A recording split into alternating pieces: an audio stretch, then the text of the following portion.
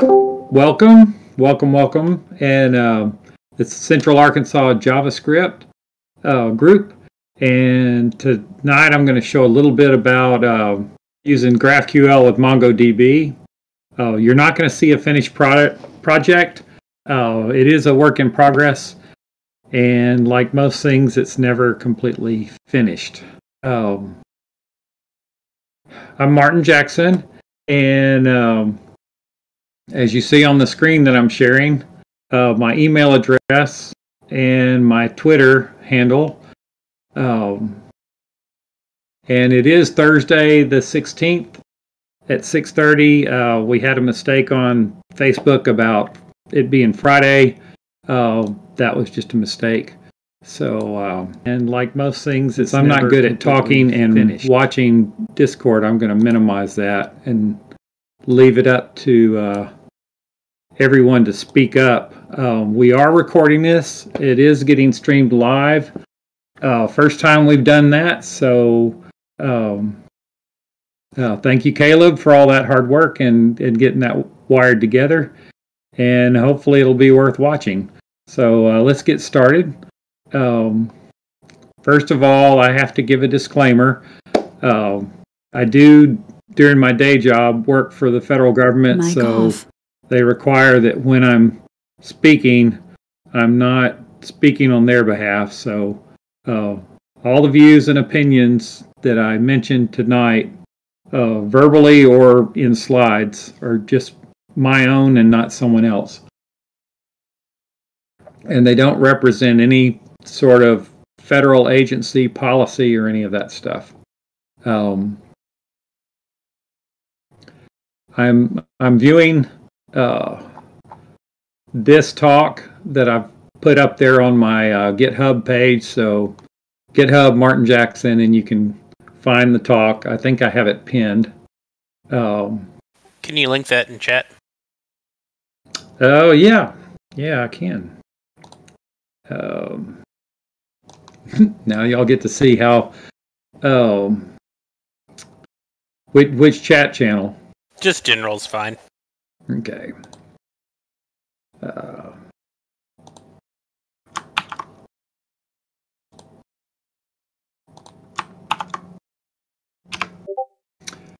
Okay.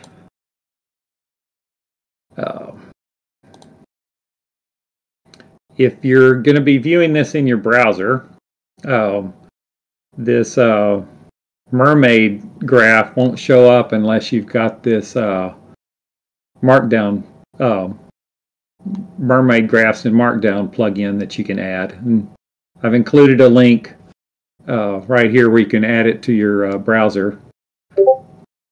It's not quite as good as the plugin for VS Code, and but anyway, one of the problems with wanting to talk about databases and talk about GraphQL and Mongo DB and that sort of thing is you can't use your daytime examples because that's usually your employer's data. And so I went to daystar.com, and they give free database examples that you can then download. Thank you, Ben Brum. And so he's got a couple different databases, and then the SQL files are built in the MySQL or Oracle or SQL developer dialects. And so that's where the data and the data structures came from. So did that, downloaded the MySQL, loaded that into a MySQL database, found, since we're not working with MySQL tonight, we're working with Mongo, I took a program that I got, example code off of Stack Overflow, and then took that data that was already in MySQL and then loaded it into Mongo DB. One of the things that I've run into with GraphQL is you've got all this information about structure and the primary and foreign keys and everything in your databases, but you need a completely different explanation for GraphQL, and I'll show you that real quick. Let's see, wrong one. Okay. So oh, by the way, can everyone read this and see this? Is the font size big enough and whatnot? I can. Okay. Are there any general chats? I am not able to see anything like the screen. It says stream failed to start. Okay. If you click on under voice channels in general and Martin, you'll find where I'm screen sharing in my live video feed. If you're just up here in your Discord, well, I'm showing you on my screen. I'm sorry, that's kind of lame. Under voice channels in your Discord application, there's a general, and then underneath that you'll see my name, and then there's a little live red that you can click on, and that should get you to my screen sharing. Is there a better way to talk him through that, Carl? I've linked to the YouTube. Okay. And he could probably watch it from there. Okay. Well, there we go. The YouTube is going to be a minute or two behind the live streaming on our Discord channel. Anyway, back to the GraphQL wants types for every data type that you're going to work with, which corresponds to each of your collections or each of your tables. So if we look here in a Mongo DB. Sorry to interrupt you, Martin. No. Interrupt as often as you want. That's the whole point here. Any questions, any problems, we'll stop and collectively try to fix them. Oh, yeah, it's working now. Okay, great. So anyway, in here, I've got a 30-day license for the Studio T3 to look at the Mongo DB, and since it took all the tables that were in that MySQL and loaded each one as a separate collection, you see the like right here, the country, has,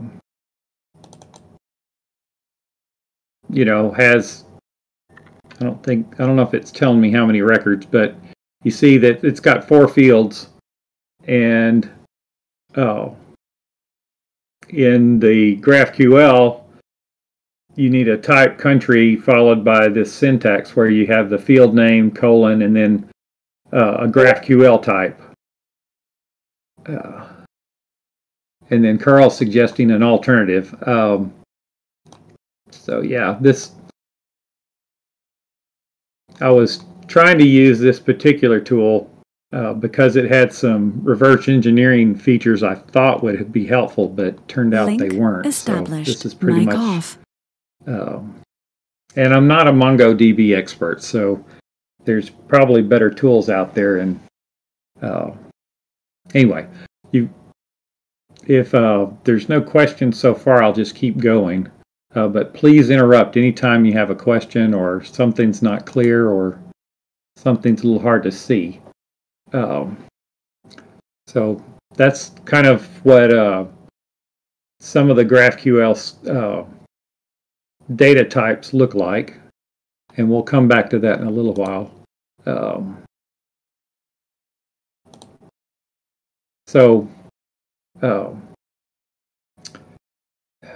already had a program at work that took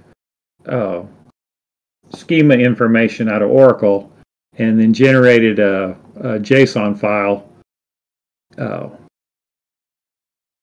which had the table names and the fields and which ones were foreign and keys and which ones were primary keys and what were the field types in that JSON structure.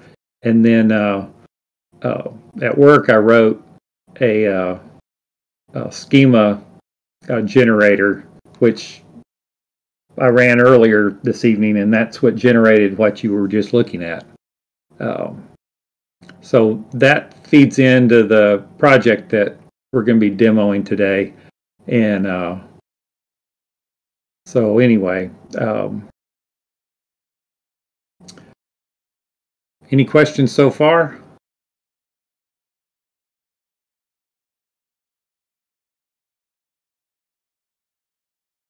So this one that came off of Stack Overflow,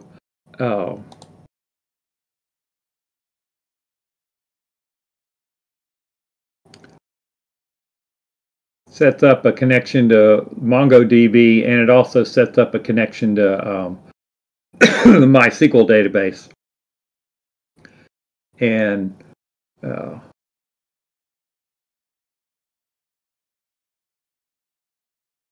finds all the tables, marches through them, and then starts inserting each of those tables as a collection. And this is up there on my GitHub page, so you can read through this code later. It's not terribly long, but gives you an example or an idea of how to migrate data into MongoDB. And here at the top of the source code is a link to the Stack Overflow where this person answered and gave up the code. So it worked fairly well. I had to only modify a few things because the MongoDB libraries, since he had posted that answer, had changed just slightly. But it wasn't that. This is pretty true to what his original answer was. So that got us to where the data is in Mongo, which we were looking at just a minute ago.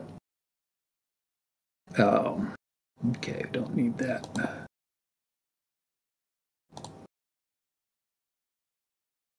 Okay. That. So here's our project. This is the same code that I've committed up to that GitHub repo. And let's start off with everything collapsed. It's not a done project. There's still quite a few things that are not working correctly. And about an hour ago, I discovered that some of the things I was going to demo tonight, that automatic pushing things and creating the schema for you, skipped several of the tables. So this is one of the things that needs to be worked on to complete the project. But anyway, if you're going to work with GraphQL and Node.js, you're going to end up with a few little things. Like, for example, this is the main server.js, and most of the things that I do typically in a Node.js Express application are boiled into this simple Express that's been published up on NPM. And so you just need to add in your own API routes, which includes the GraphQL portion. And so the .env stuff is where you have connection information on how to connect to your database, like usernames and passwords, which you don't want to commit in your project. So that's where that's coming from, and then we'll dig into the API routes in just a minute. But the whole thing of setting up Express, automatically serving your home directory, setting up the CORS, the cross origin thing to stop that from being allowed on your server. Some of the typical Node.js hardening things that you do with Express, that's all in this serve.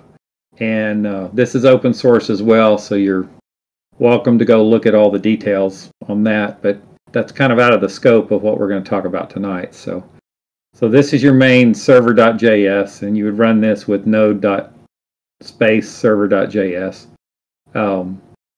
The API routes, you create your Express router, and then the GraphQL portion is fairly simple. It's a one line where you're telling it that you want to run the GraphQL interface, that its own nice little web playground where you can do your GraphQL queries, and you need to pass it in your schema. And that schema is what we were looking at a minute ago, where you've got field and tables as these data types with the items that are in those data types in that GraphQL syntax, that their own language. And for just examples, I've got an API route here. So if you wanted to write your own, you'd already have a little bit of example code, but that really has nothing to do with us today. In fact, this all could be deleted, and this one line is all we need for the GraphQL portion. It's pulling the schema definition out of the DB directory. I just like keeping the GraphQL stuff separate in a separate folder from the rest of the server information. So if we go over there and look at the schema, and we're drilling down now, the schema.js is also very short because the complicated or different sections have been pulled out and put in other files. And when you're defining a schema, you're going to have your type definitions, which we looked at briefly just a minute ago, and you're going to have resolvers. And resolvers are functions that tell GraphQL how to go find the different data types that you specified in the type defs. So usually this little piece of code won't change hardly at all. You're going to be changing your type defs and your resolvers. So let's go look at those. So the type defs are coming out of this schema.graphql. So this is where we were a minute ago. And GraphQL natively doesn't have a date field or a blob field.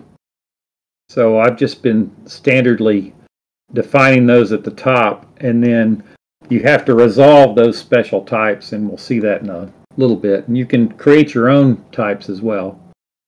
But from here down, these types like country and department and gender, these all match those collections in Mongo DB. And so if we were looking at a MySQL database, this would be a table, and department would be a table, and gender would be a table. And then some of these other tables, like movie genres, is a table that allows a many-to-many relationship between the other two tables. And when all this got moved over into Mongo, these just all became collections. Now, if there's anyone here tonight that's a better or more experienced MongoDB person, they probably recognize that this is not the way you would want to organize the data for MongoDB. But I started with it already organized in another form, another fashion. So, okay. There's a question. Sure. So, there is something called MongoDB Atlas 2, right? Yes. Yeah. So, which one would you recommend? Well, while. I haven't done any work in Mongo Atlas. Basically, that's Mongo DB running in the cloud. And Yes. right now, I'm sitting on a Linux box. This is Pop OS, which is basically Debian or Ubuntu. This is my home computer, and I've got MySQL server running and Mongo DB server running locally. So everything you're seeing here tonight is all local to my one machine, not counting Discord and live streaming to YouTube. So, but the Mongo DB, from what I understand, is the same whether you're running it in the cloud with Mongo Atlas or whether you're running it locally. So, so I'm really there's probably a lot more that you can do as you get deeper into Mongo Atlas and tying into other Mongo databases that are also in Mongo Atlas Cloud. But I'm not. I don't have any. I've read a little bit, but I haven't got any real experience with it, so I can't really speak on that. That's a good question, though. Very good question. Yeah. Keep firing them. If I don't know, I'll just say I don't know. 'Cause, Yeah, sure. We're all learning here. Yeah, that's right. So yeah. Any other questions? No, that's it. I mean, I was listening and then I got this doubt. Like, which one would you recommend? Like, I saw you using on your local, and like I have used Mongo Atlas previously. So yeah, I just had it out. Well, I don't know. I'm an old fuddy-duddy, I guess. I like for what I'm doing to keep my development effort to just keep working, regardless of whether my internet provider is being good or not. And so anyway, yeah. Thanks for that. Sure. Just keep the questions coming, because really, that's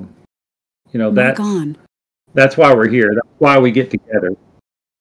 Sure. Oh yeah.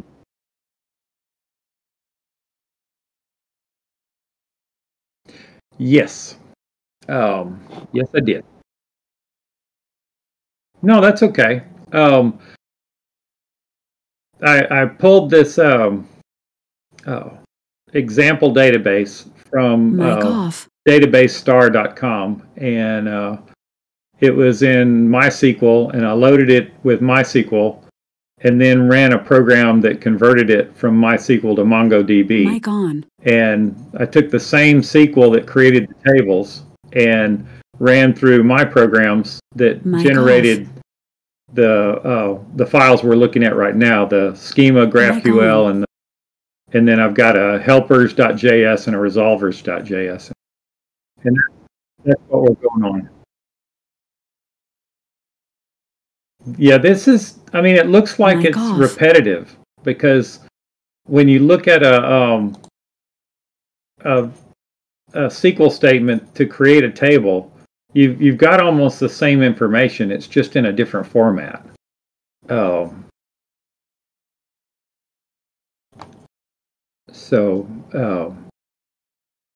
It bothered me to have to manually create this by hand, and that's why I was working on this code and using this project. I had already done something similar with Oracle, but I wanted it to match for MongoDB, and so here's the type definitions, and I also created the type definitions for inputs, where you would have some sort of function that takes, GraphQL query that takes arguments. You can also strongly type those, and each of those all end in the entry. And these were all auto-generated as well. anyway, that's the majority of what's in the schema.graphql at the top. And then when we get down to the mutations, we've got, excuse me just a second.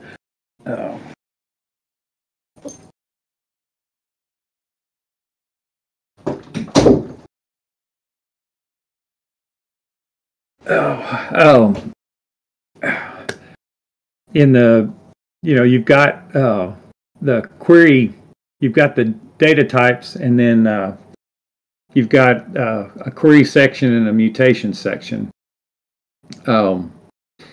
So the different functions or things that you can query are declared here, tying back to those types that we looked at. And then the mutations are the insert, update, and delete kind of actions that you would want to do. And so those are declared here. And then the actual functions themselves we're going to see those in the resolvers.js in just a minute. But you see how very repetitive all of this is, especially if you know what fields are going to be needed based on which table there was. So anyway, all this was generated. Okay. Let's look at the resolvers. Here's those two date types that I mentioned at the very top of the schema.graphql, the date and the blob. Here's where those are defined. And this looks like a lot of boilerplate too, because you have the name of the scalar, and then you're defining two functions that tell GraphQL how to parse it and how to serialize it. And when we're doing queries and getting data back, it's going to be calling this serialize function. So when we're doing inserts and it's taking data in, that's when it's going to be using this parse function. So that was necessary not so much for MongoDB, but for when I was working with Oracle, because date and blobs are pretty frequent on the Oracle database side. And what's the reason behind using the date and blob, right? Like, is there a particular reason, or? Well, it's kind of, some of it's maybe historical or whatever. People needed things that Oracle couldn't really do well, and so they started adding things. Okay. And the date field, you can do arithmetic with the date field, and you can make sure that the dates that are entered in are syntactically, correct. And then they're stored in some sort of internal binary format for Oracle, and then you can just express it in SQL and do the things you need to do.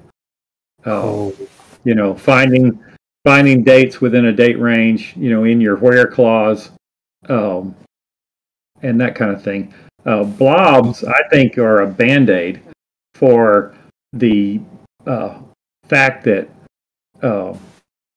relational databases couldn't really handle anything but text and dates and numbers.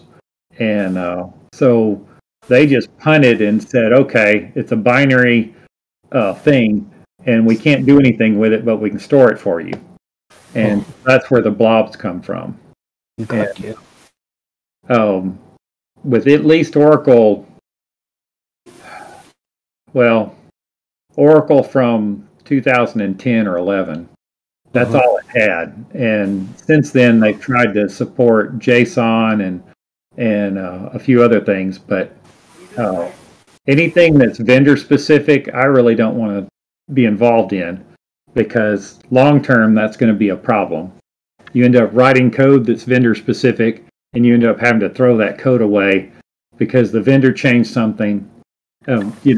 when you don't have a standards committee and you just have one entity driving the interface that you're working on, vendor specific, I've just been burnt multiple times.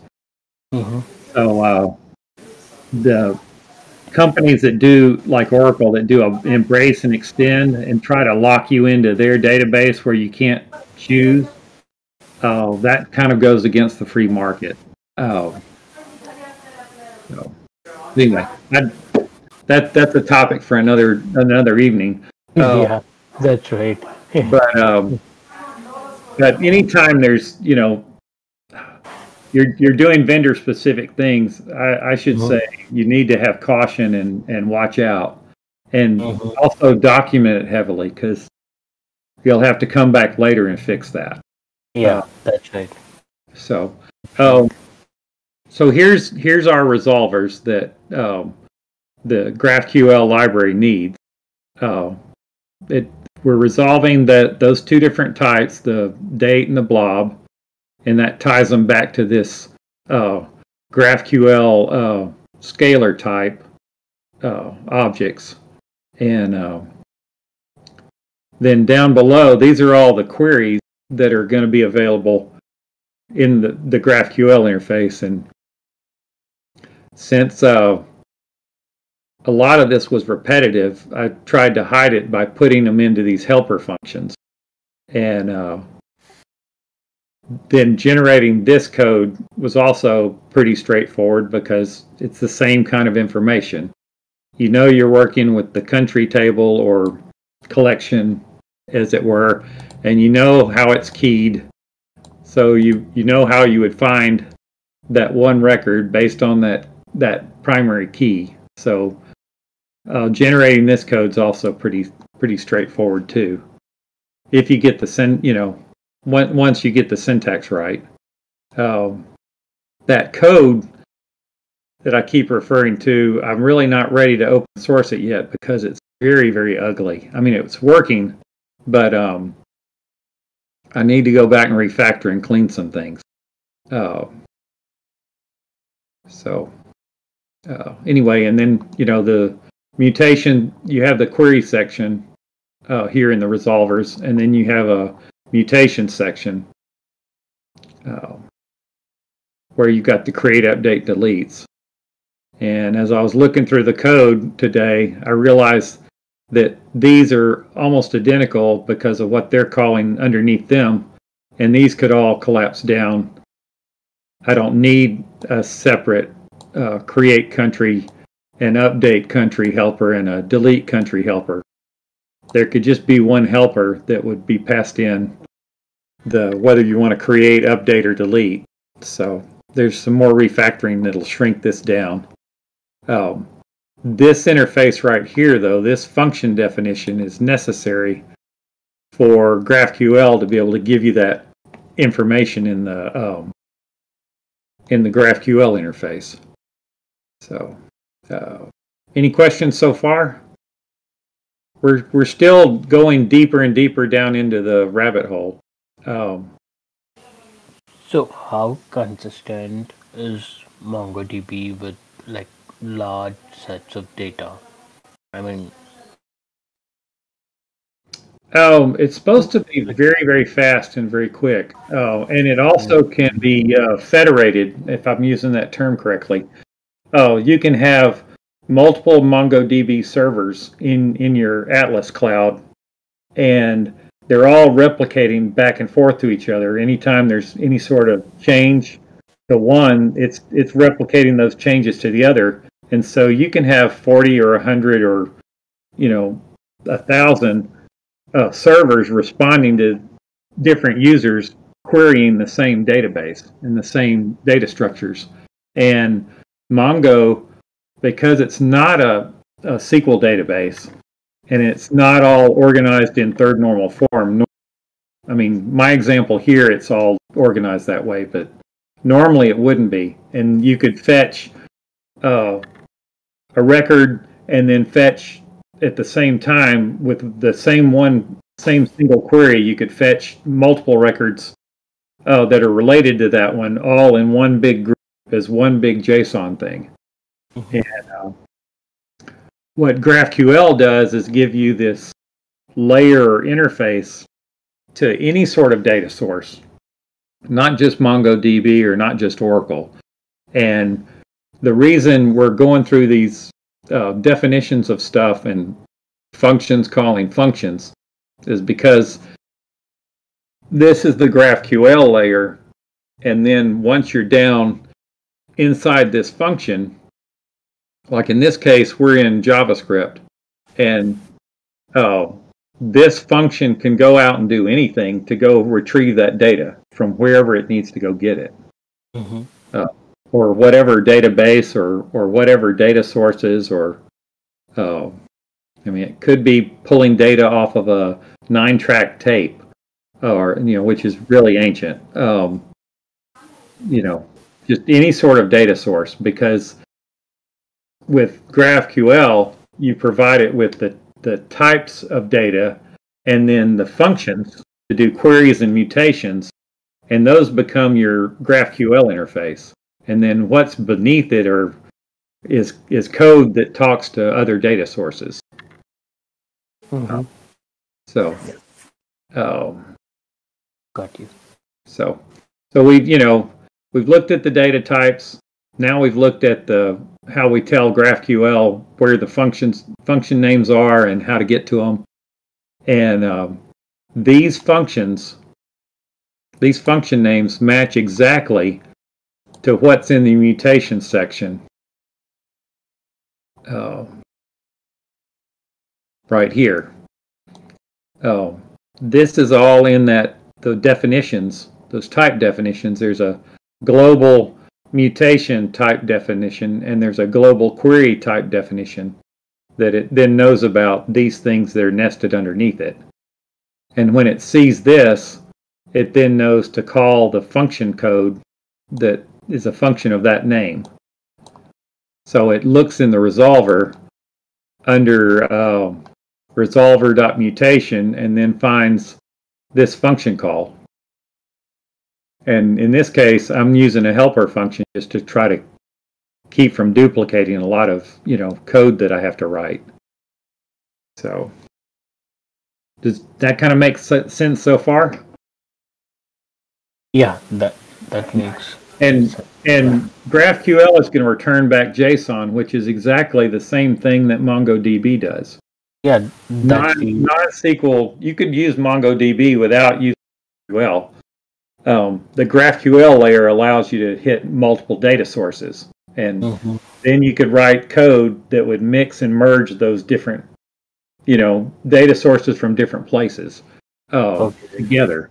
And if you just wrote, if all you were going to was one specific Mongo database, you could probably set up your web API to just do the thing you needed for each of the queries, and then you're done. But people found out that the web APIs were kind of brittle, and over time you had more and more problems. And so that layer to isolate you from what the data sources look like,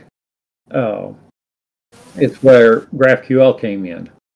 And I mean, one beauty of MongoDB, as far as I know, is that it can have multiple servers.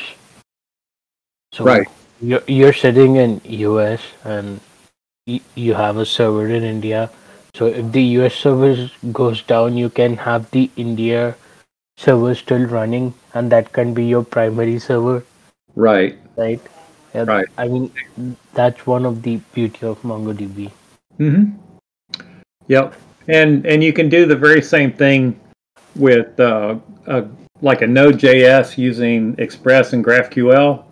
You can deploy that in the cloud, and Google's cloud or AWS's cloud will just spin up as many different servers as it needs. And that's your middle tier or your web tier.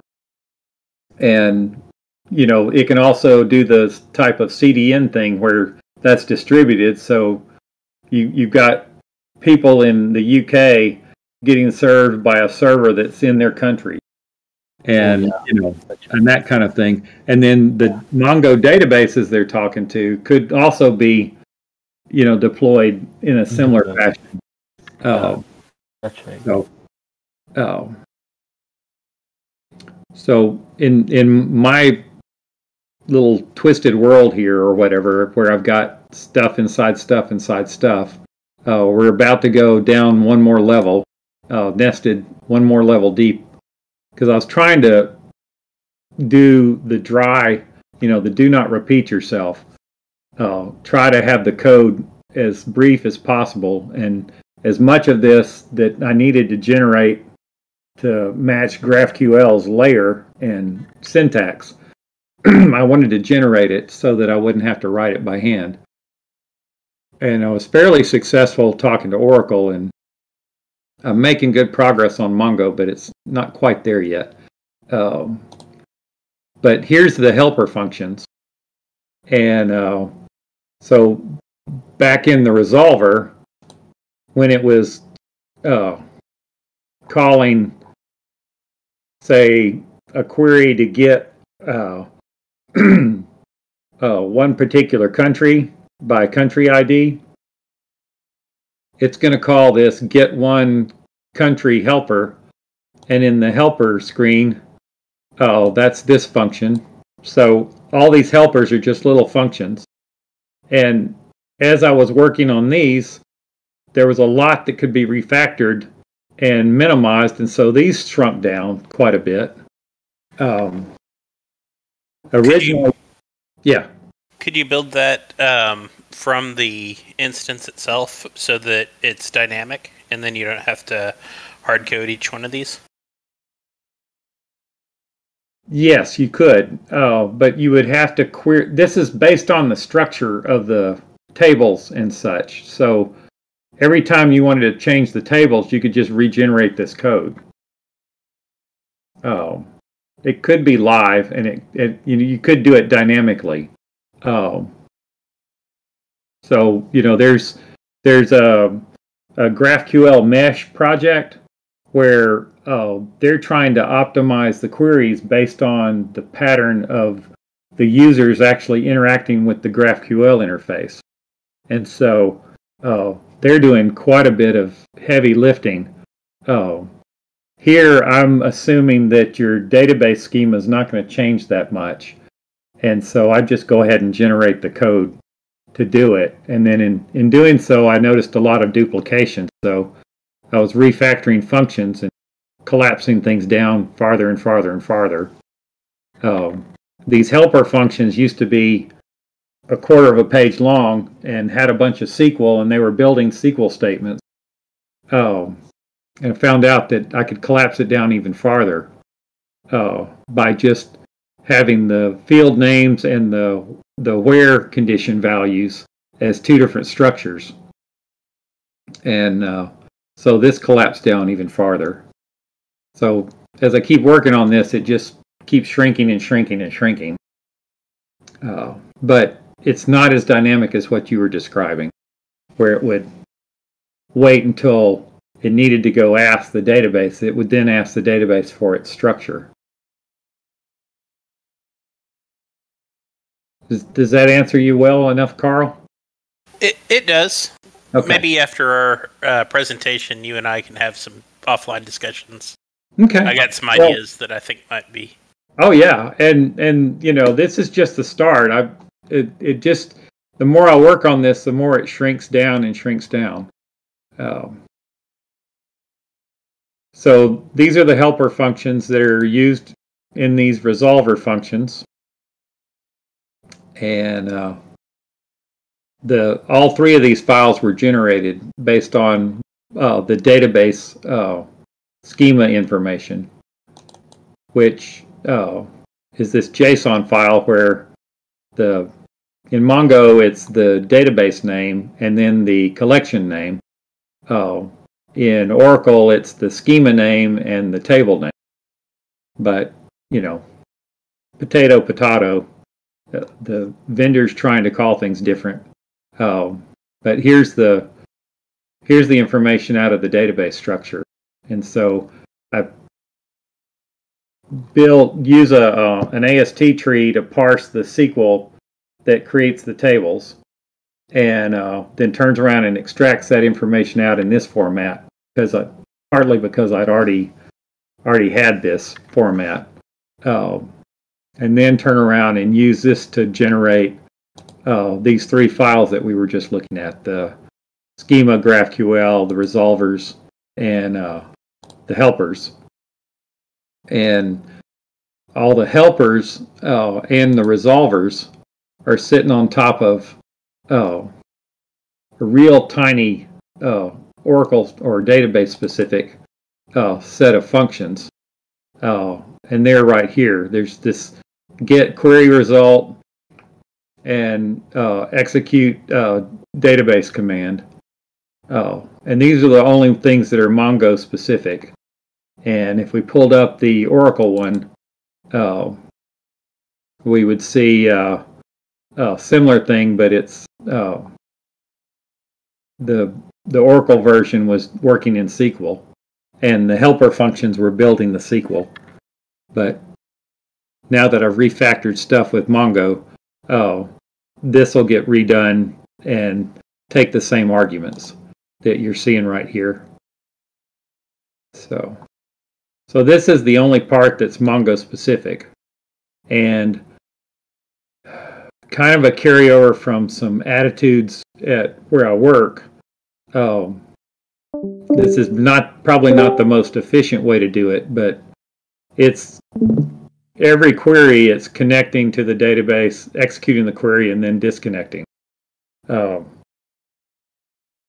That's a workism that probably is totally unnecessary with MongoDB. Don't have something like a connection pool and that kind of stuff. I have a database administrator that's very anti those things. Mic on. And so that's a work problem, not a best practices thing. So my Oracle stuff, I couldn't do connection pooling.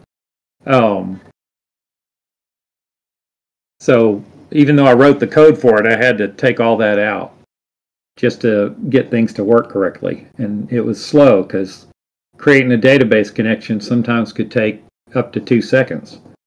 And anyway, it's just a waste. But so this is where mic off. So this is where you're connecting the server, right? I mean, the database. Right. This is where I'm connecting to Mongo. Okay. Yeah, I just missed it.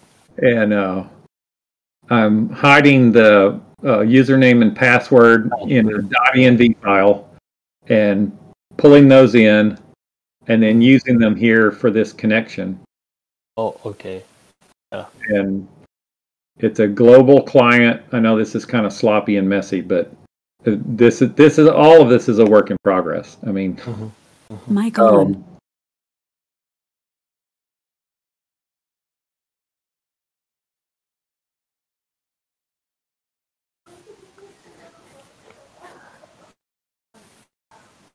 Well, I was taking the ideas that I had at work and I was trying to apply them here and trying to stretch it and see what parts were breaking and what parts were brittle, going away from a SQL database and going to a Mongo DB.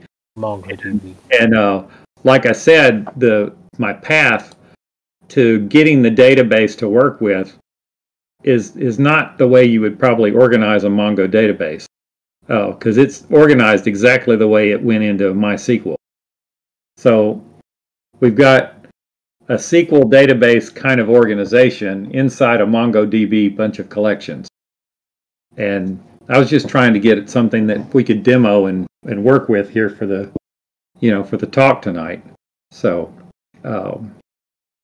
if there's some open source MongoDB database examples that I could work with, I could just switch.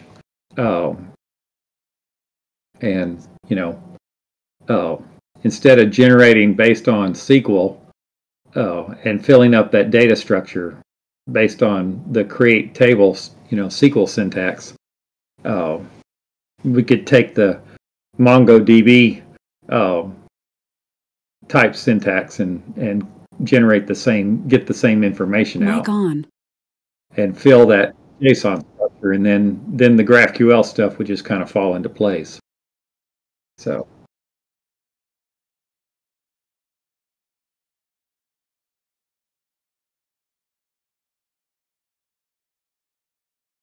Well, I'm not a Mongo expert, so just showing how you could do it with GraphQL on top of Mongo. Yeah.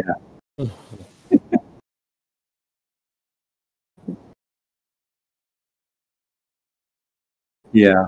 It's, Mic off. I've worked with Mongo just a little bit, and I've never worked in Mongo Atlas because my Mongo experience was before Mongo Atlas existed. So I was hoping to use Mongo more, but there's politics. You start talking about other technologies, and certain people feel like their job is threatened. Then Mic you on. have. Mic off. And that's part of why I always start these talks off with that disclaimer, because I'm just talking about me working with one particular database administrator, not this is not policy at FDA or Mic on. so.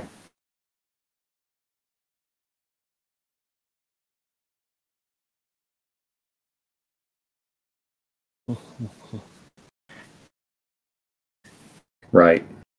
And taking the code, I've learned a lot by Mic taking off. this code and trying to make it work with Mongo.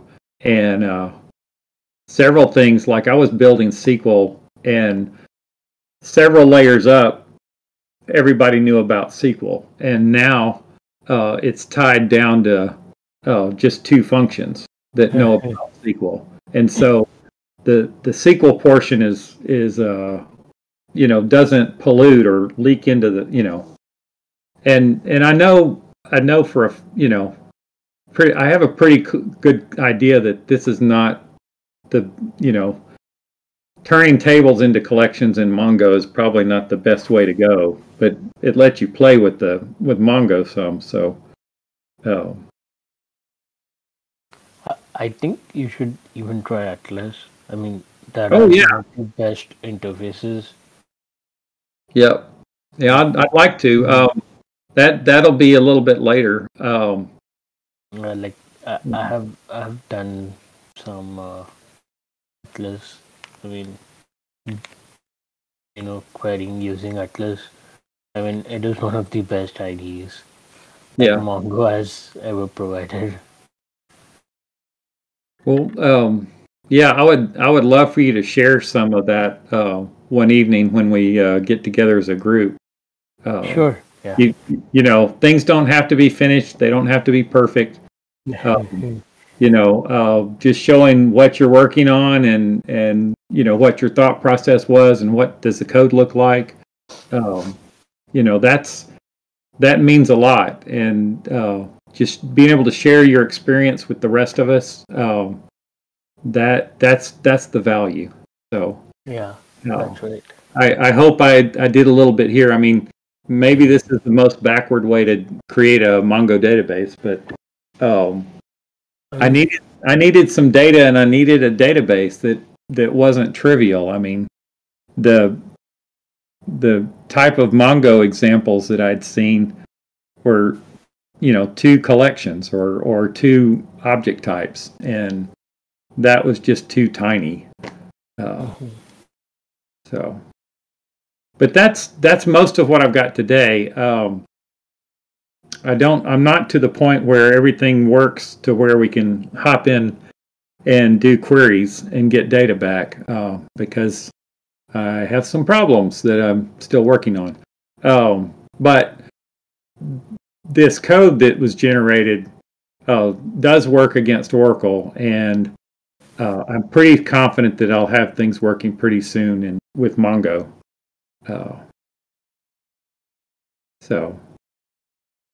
And like this code right here is straight off of the Mongo DB site. So anyway. Mic on.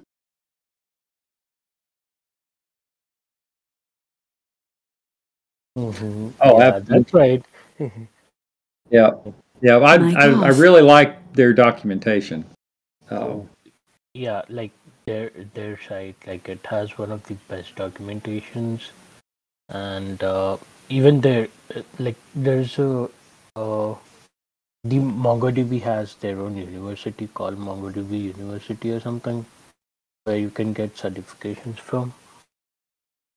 Even that is one of the best sites ever, like I have seen personally.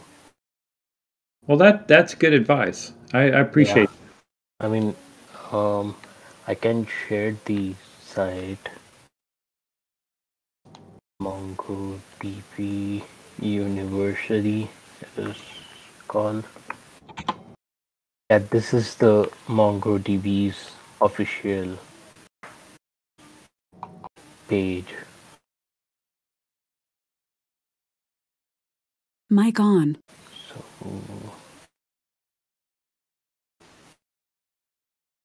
yeah, I'll be sharing it. The general chat. Yeah. Mic off. Well, I appreciate everybody for the good questions and tagging along. As I was just showing the journey I went on. I hope to have a more finished product later to show. But just like all of us, we have our day jobs, and then we have a little bit of time in the evenings to work on something different. So.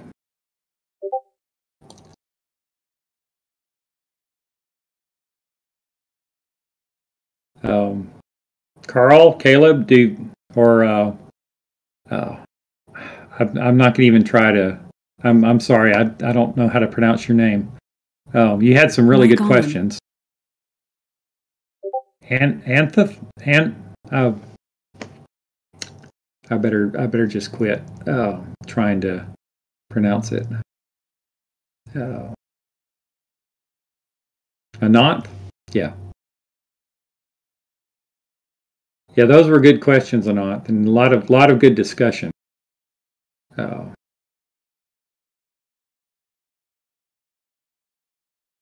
So, Carl, you have any questions or?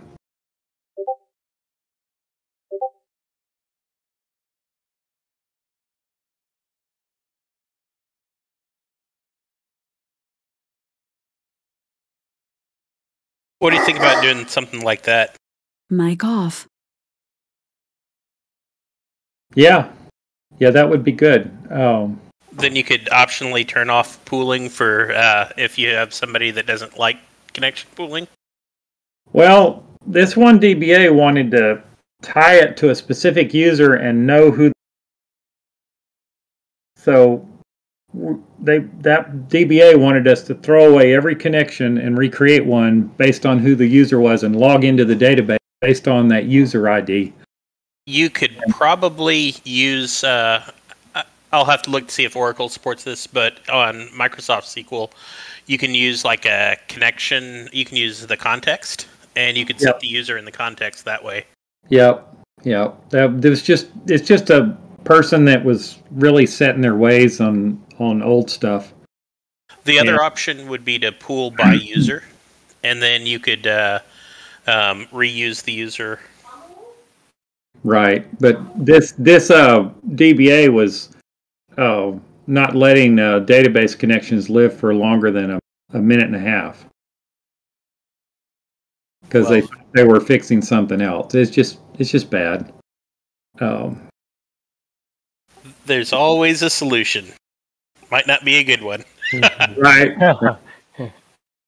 That's right. Mic on. Yep. Yeah. So.